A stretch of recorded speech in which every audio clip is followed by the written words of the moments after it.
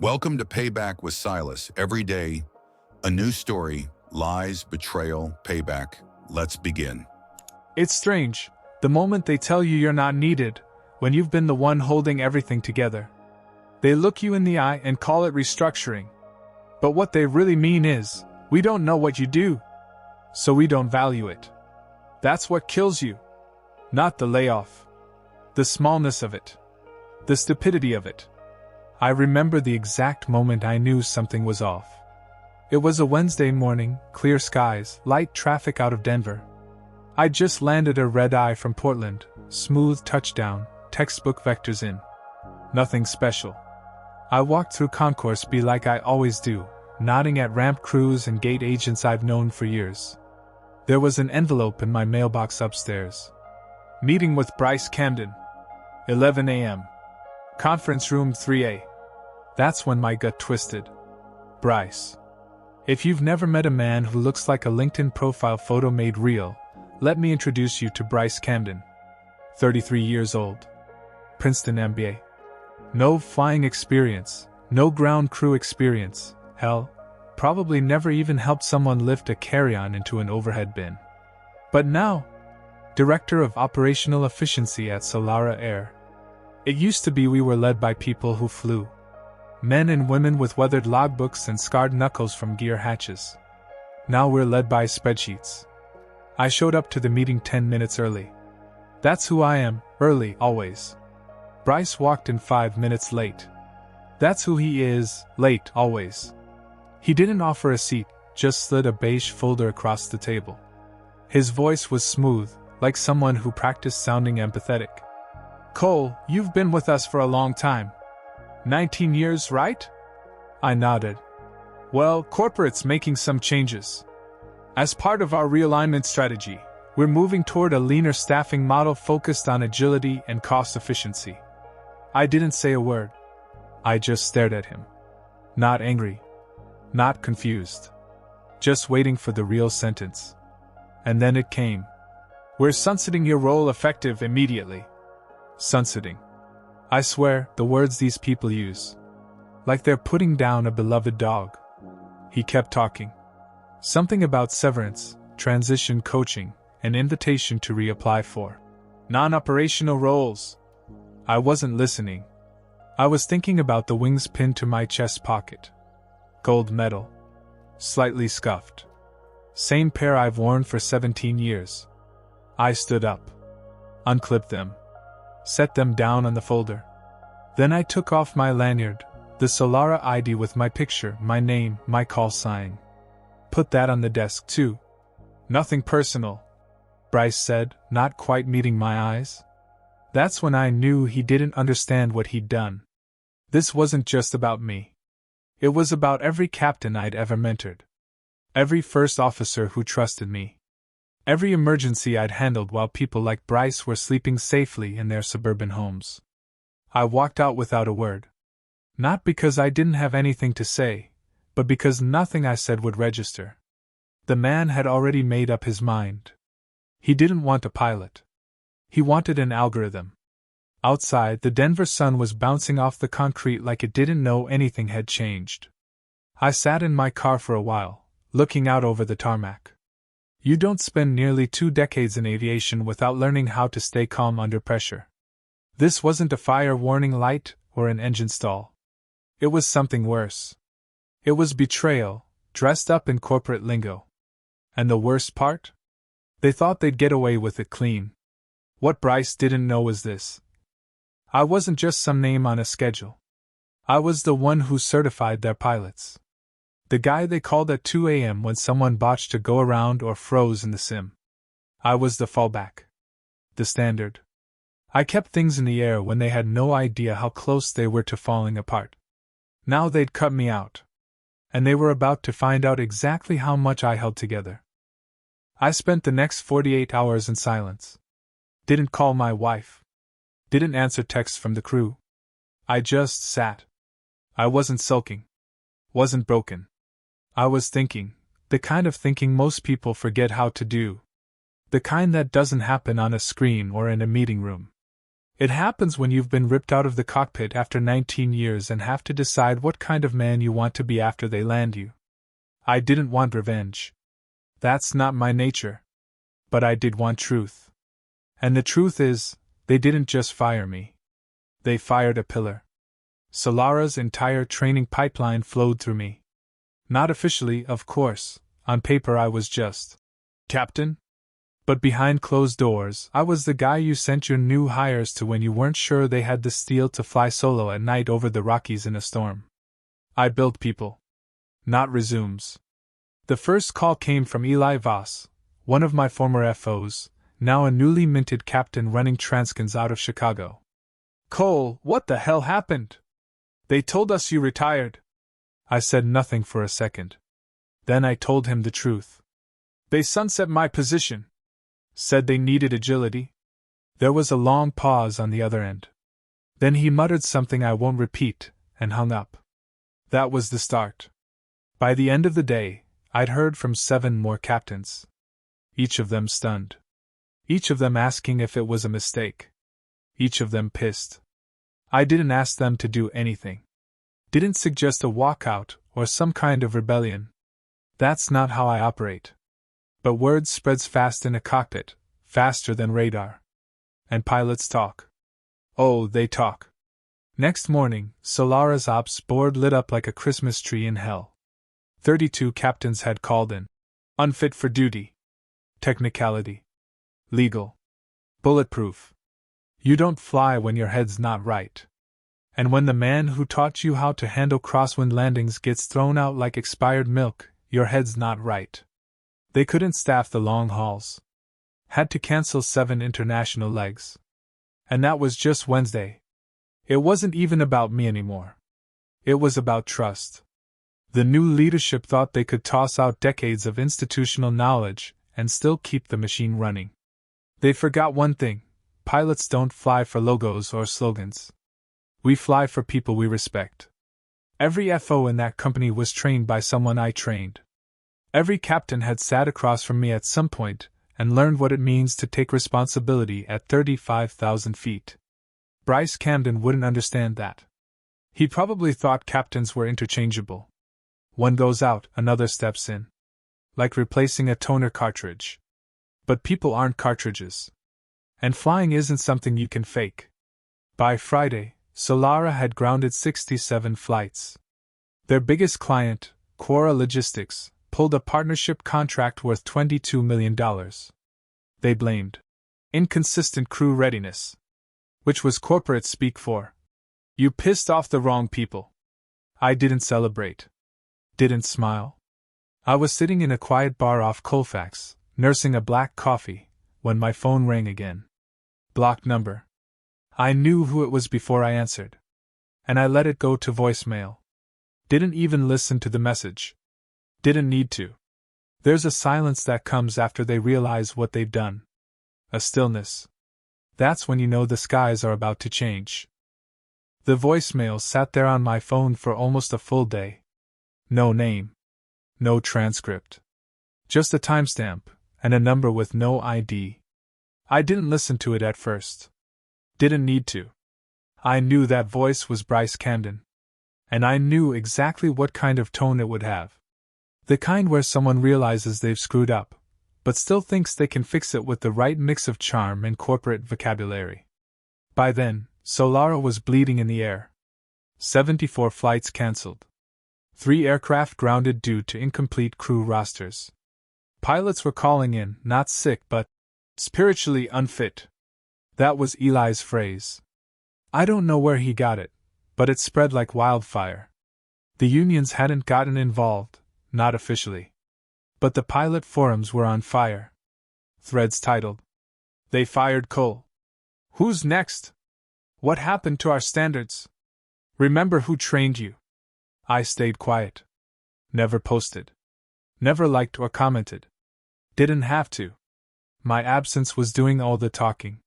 When I finally did listen to the voicemail, it played out exactly how I'd pictured it. "Hey Cole, this is Bryce Camden. Just wanted to, reach out and check in. I think there may have been some miscommunication on our end regarding your role. I'd love to sit down, clear the air, maybe find a path forward. Call me back when you get a chance, okay? His voice cracked halfway through. Miscommunication. Like he knew how absurd it sounded even as he said it. There was a pause at the end. I could hear him hesitating, probably debating whether to say something more honest. He didn't. I didn't call back. He'd made his choice. He chose efficiency over legacy. And now he was watching the wheels fall off the machine he thought he could pilot. Later that night, my wife Natalie came out to the porch with 2 mugs of tea. She didn't say anything at first. Just handed me the mug and sat beside me in the dark. After a long sip, she asked, "You okay?" I nodded. "I'm not angry." "Good," she said. "You're not that kind of man." "No," I said. "But I'm not going back either." She didn't argue. She knew me better than that. Instead, she asked, "So what now?" And I said, "Now? Now we wait. Then we fly again." That night I dusted off my logbook. The physical one, leather-bound, full of real paper and real ink. I flipped through the names of the co-pilots I'd certified. The ones I'd signed off on. The ones I'd flown jump seat with. Each entry told a story. Declan Morris. Alicia Thorne. Nico Braxton. Pilots now. Leaders. People who had made mistakes in the sim under my watch and come out sharper for it. They weren't loyal to Solara. They were loyal to standards. To what we taught them. To the idea that flying is more than just lifting metal off the ground. On Sunday, Bryce called again. Twice. Then HR emailed me with the subject line. Reinstatement discussion, urgent. They offered a new contract. More money. A training coordinator title. Said they'd like to reintegrate me into the team. I didn't reply. I forwarded the email to someone else. Someone in Seattle. 3 weeks before all this, I'd had coffee with an old friend, Dana Yates, now Senior VP at Meridian Pacific. Back then, I turned down her offer. Said I still believed in Solara. She'd smiled sadly, as if she knew I'd changed my mind. That morning, I called her back. She picked up after one ring. "I've got a slot for you in LAX. Full captain. Wide-body fleet. International rotation. You ready?" "I'm ready," I said. "I just have one request." "Name it." "Give me a crew that wants to learn. The young ones. The hungry ones. The ones who want to earn their stripes." "Done," she said. "Welcome back, Captain." I never called Bryce again. Never emailed. Never answered the third message that said, "Please, just talk to me." That's the thing about bridges. You only burn them when you're never coming back. And I wasn't. There's something about putting on a uniform for the first time again. Not just wearing it, earning it back. A different patch, a new set of wings, but the same weight across your chest. Responsibility. Respect. Readiness. Meridian Pacific didn't play games. When Dana Yates offered me the LAX position, it came with no corporate riddles, no fake titles, no agility optimization. Just a clear mission. Get our new pilots ready to fly the big iron. Make them sharper than they thought they could be. You lead. They follow. I was back. First day at the base in Los Angeles, I walked past a wall of polished glass windows overlooking 5 Airbus A350s baking in the early heat. White, sleek, long-haul monsters. To most new pilots, they're intimidating. To me? They were old friends I hadn't met yet. The ops director at Meridian, Marcus Lott, greeted me like a man who understood gravity, in the aircraft and in life. "You'll be running the mentor crew," he said. "Top FO recruits from the last 2 years. They'll rotate under you for check rides, sims, and live ops. Not everyone makes the cut." "And the ones who don't?" I asked. "They transfer to domestic. We don't gamble at FL 380. He handed me a roster, 7 names. Some I'd heard in passing, others fresh out of flight school. The one that caught my eye, Ava Reese. 28. Fast-tracked from the Navy. Quiet reputation. One failed sim check, but every instructor wrote the same thing: raw talent, needs direction. I'd seen 100 pilots like her, and I knew exactly how to handle them. By the second week, my boots were planted firmly back in rhythm. Early reports, pre-flight briefs, long-range flight planning meetings that actually respected the input of the pilot. You'd be surprised how rare that is these days, having your voice matter in decisions that, might keep the aircraft in the sky. Ava flew right seat with me on our first rotation to Tokyo. 12-hour flight. Heavy load. Moderate weather across the Pacific. She didn't say much before takeoff. Eyes focused, jaw tight, checklist perfect. I let her handle climb out. Smooth, by the book, but not robotic. She had instincts.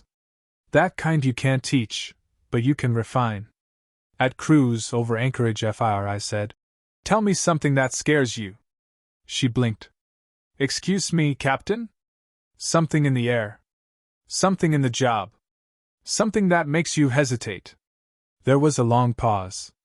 I didn't press her. Finally, she said, "Decision-making in pressure. I freeze sometimes. Just for a second." I nodded. "You don't need to be fearless. Just need to decide. And you only get there by flying through enough storms. That's what mentorship is, not just procedures and checklists. It's weight sharing. Helping someone carry the invisible stuff that doesn't show up in the flight manual." She did better after that. Crisper responses. Confident corrections. By the time we landed in Narita, I knew she'd make it. Not because she was perfect, but because she listened. Because she cared about being good. Back in LA, Dana stopped me in the hallway. "You've already made noise here.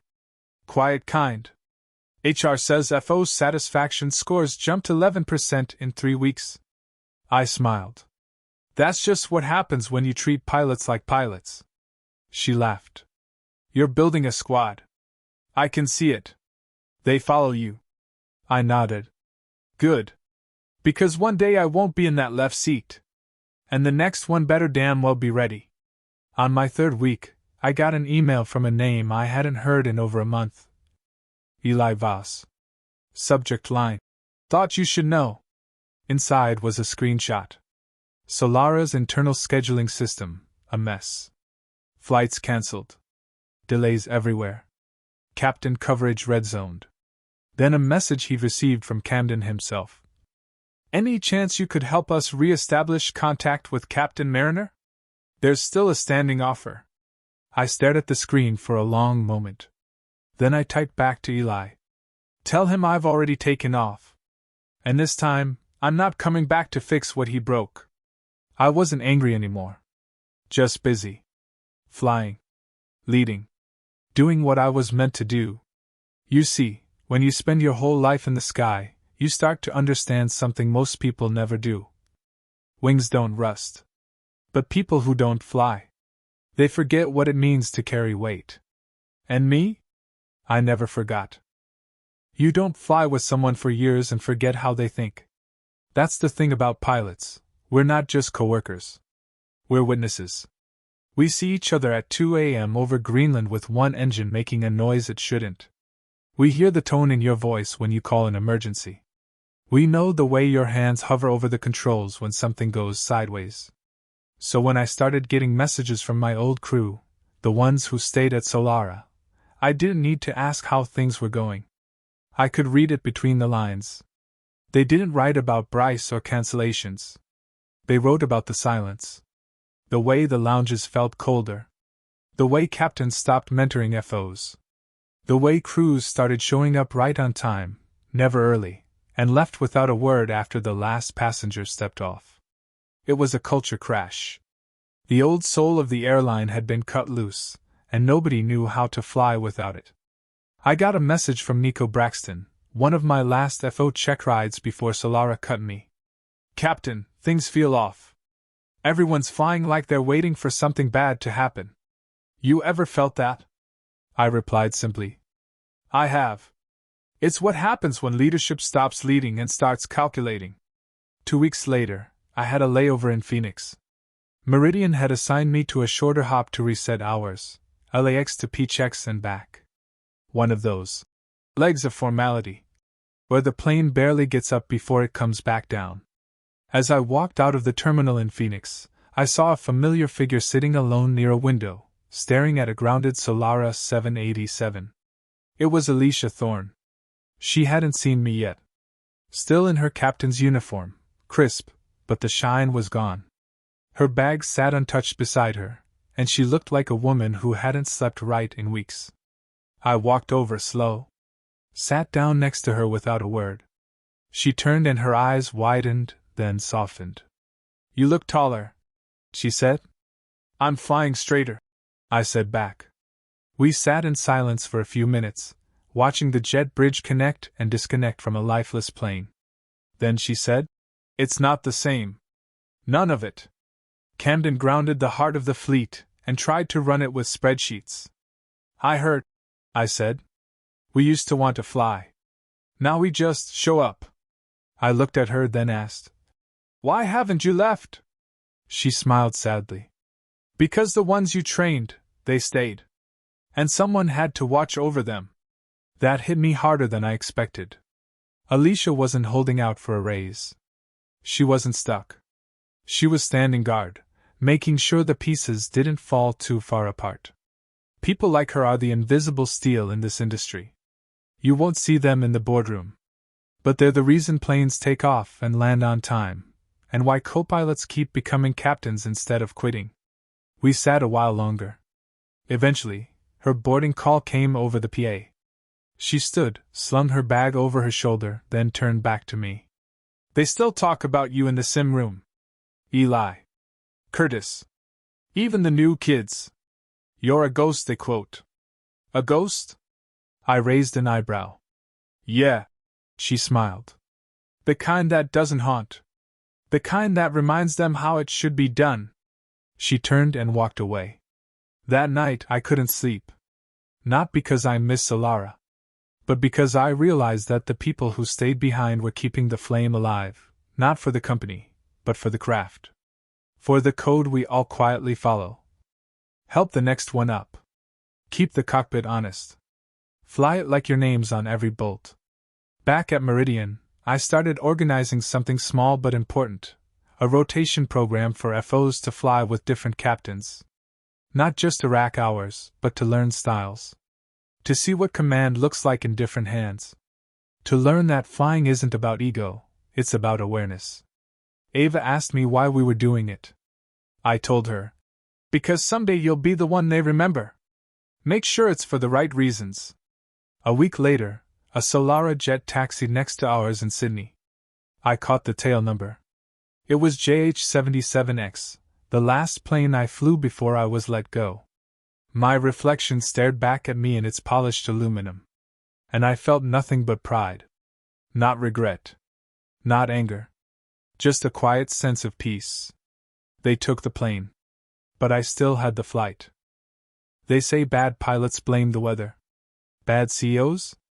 They blame macroeconomic factors. Unforeseen challenges.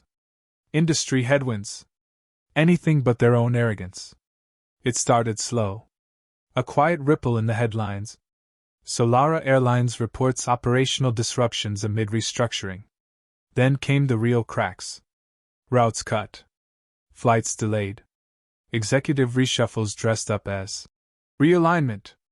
And eventually, the stock price dipped low enough to make Wall Street lean in. But I saw it before the rest of the world did. Because I knew who was still flying those planes. And more importantly, who wasn't. Eli Voss messaged me again. "He's falling apart, Cole. Camden's getting eaten alive from the inside. They tried to blame the delays on us, the pilots. Said we weren't flexible enough." I asked, "What did the union say?" "That if flexibility means flying tired and training underqualified FOs into left seats, they can find another airline." I chuckled out loud. There it was. The pushback. Not revenge, standards enforced from below. They didn't need me to lead it. They'd learned from me, and now they were leading themselves. It felt right. 2 weeks later, I got word that the FAA had launched an inquiry. Too many route cancellations. Too many maintenance discrepancies logged late. Camden went on a PR tour, press statements, stiff smiles, using words like resilience and agility. But it was all window dressing. The real damage was in the cockpit, and you can't fix that with a press release. Then I got a call from a number I hadn't saved, but still recognized. A.J. Langford. Veteran captain. Former Union rep. Grizzled as hell and never liked me much, until one night in a storm over Denver, I let him land when his FO froze. "Cole," he said, voice dry as sandpaper. "You sitting down?" "Why?" "Camden's out. Resigned this morning." I blinked. "Seriously?" Board asked him to fall on his sword. "I hear he tried to offer someone else first, but nobody would take it." "Who's in?" "Interim's a finance guy. But word is the board's finally listening to ops." "About damn time." There was a pause. Then A.J. added, "Just so you know, there's talk about bringing some of the old blood back. Restore trust. Rebuild the pilot culture." I smiled slowly. "Tell them I already built a new house. Bigger runway. Better crew." "Didn't think you'd say yes," he muttered. "Didn't want you to. Just thought you should know," he fell. I didn't celebrate. Didn't open a bottle or gloat or text Bryce some cryptic quote about karma. Instead, I took Ava and Nico, now both flying left seat, out to dinner after our Frankfurt return leg. We sat outside at a quiet table in Santa Monica, still in half uniforms, sharing stories about bad landings and weird passengers. At one point, Nico raised a glass and said, "To the ones who kept flying right." And I nodded. Because it wasn't about Camden. It never was. It was about this. That when you choose dignity, when you train people right, when you walk away with your honor instead of crawling back for scraps, sometimes the world catches up to the truth you knew all along. Legacy is a funny thing. You don't notice it building. You're too busy flying, mentoring, making decisions at 38,000 feet that most people couldn't make on solid ground. Then, one day, you look up, and it's there. Not carved in stone. Not written in any logbook. But in people. In the way they speak your name when you're not around. That's how I knew something was different when Dana slid a crisp white envelope across the breakroom table. "Open it." Inside, an invitation. Embossed with gold lettering, formal as hell. International Guild of Commercial Aviators, Annual Forum and Honors Night. Keynote invitation, Captain Cole Mariner. Topic, the flight path forward, mentoring beyond the cockpit. I stared at it.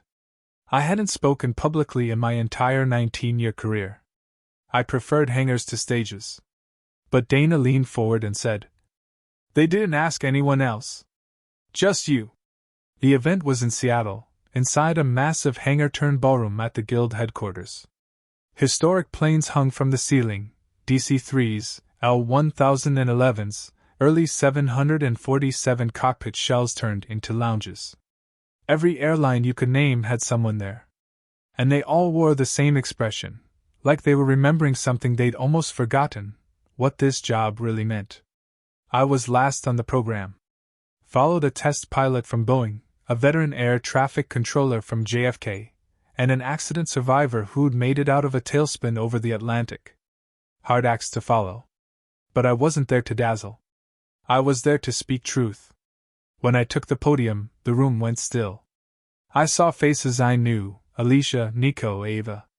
Even Eli was there, in the back, arms crossed but eyes focused.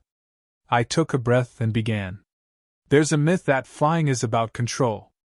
About having your hands on the yoke and knowing what every gauge means. But the truth is, flying is about trust. Trust in the crew beside you. Trust in the voices in your headset. Trust in the people who trained you to make the right call when the wrong things happen fast. And here's what I've learned after 2 decades. You don't build trust in a classroom. You build it at 3:27 a.m. over the North Atlantic when your co-pilot's hands are shaking and you talk them through the checklist, calmly, clearly, like someone once did for you. You build it when you see a young FO doubting themselves after a rough landing, and instead of critiquing, you say, "Let's do it again. I've got your back." You build it when you choose mentorship over ego, and integrity over ambition. That's legacy. Not a nameplate. Not a call sign. Legacy is the pilot who remembers what you taught them 10 years after you're gone. I ended simply. We don't leave anything behind when we retire, except for the people we helped rise. So help well. The applause didn't explode, it built. Like a wave breaking slowly across a calm ocean. Not showy, but honest. Afterward, captains from Delta, Atlas, and even Solara came up to shake my hand. A few asked if I'd ever write a book. I told them I was too busy still flying. But one moment stuck with me more than any other. A young woman, maybe mid-20s, approached me with tears in her eyes. "You trained my instructor, Captain Ron Dade. He used to tell us a story about you in every session." "That sounds dangerous," I joked. She smiled. "He said you don't teach someone how to land a plane. You teach them how to stay calm while trying." I nodded. That was Ron. And maybe that was me, too. That night, I walked outside the hangar into the cool Seattle air. Overhead, a late departure climbed through scattered clouds. Gear up. Lights steady. A flight path set. I watched until it disappeared. Not because I miss flying, I still did that every week. But because I realized my work was flying without me. And it was flying just fine. People think the last flight of your career is supposed to be the most dramatic. A water cannon salute. Champagne in the galley. Coworkers with signed posters and inside jokes scribbled in Sharpie. A crowd at the gate clapping like you just landed the moon. I didn't want any of that.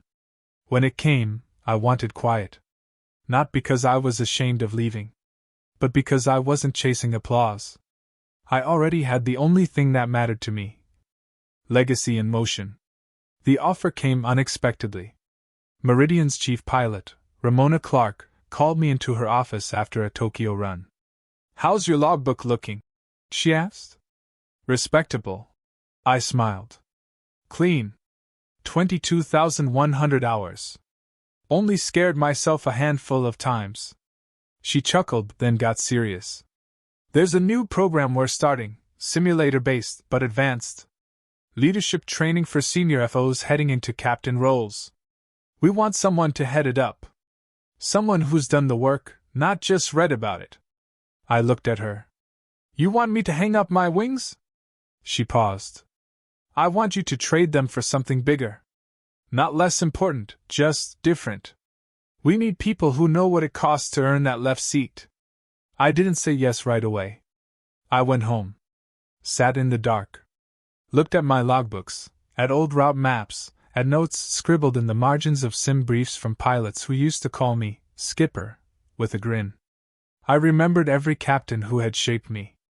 From the ones who showed patience when I overcorrected on final, to the ones who just silently set a better example. And I realized something. My real final approach wasn't in the air. It was in what I'd leave behind in others. 2 months later, I flew my last commercial route. Meridian Flight 2081, New York JFK to San Diego. Captain, Cole Mariner. First Officer, Ava Bishop. She didn't know it would be my final flight until we were halfway over Kansas. I handed her control at cruising altitude, then said, "You know what's different about this flight?" She gave me a side glance. "We haven't hit turbulence?" I smiled. "It's my last one." She blinked, then looked forward again. Said nothing for a moment. Then let me land it." I nodded. She didn't just land it, she greased it. Smooth, confident, textbook. Exactly how I'd taught her to make every arrival feel like a promise kept. No fanfare. No gate signs.